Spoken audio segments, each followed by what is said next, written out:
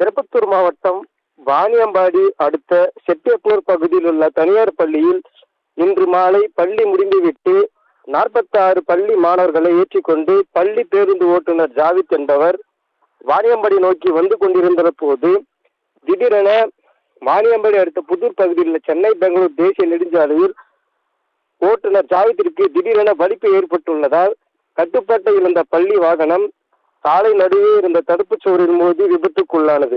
உடனடியாக பள்ளி பேருந்து உதவியாளர் சம்பத் என்பவர் ஜாவித்தை மற்றும் பள்ளி மாணவர்களை உடனடியாக மீட்டனர். உடனே தொடர்ந்து பேருந்து ஓட்டுநர் ஜாவித்தை அங்கிருந்த பொதுமக்கள் சிகிச்சைக்காக மருத்துவமனைக்கு அனுப்பி வைத்தனர். அதனைத் தொடர்ந்து 46 பள்ளி மாணவர்கள் மற்றும் ஆசிரியர்கள் மாற்று பேருந்தில் அனுப்பி வைத்த நிலையில் இவ்விபத்து குறித்து வாணியம்பாடி நகர காவல்துறை விசாரணை மேற்கொண்டு வருகின்றனர்.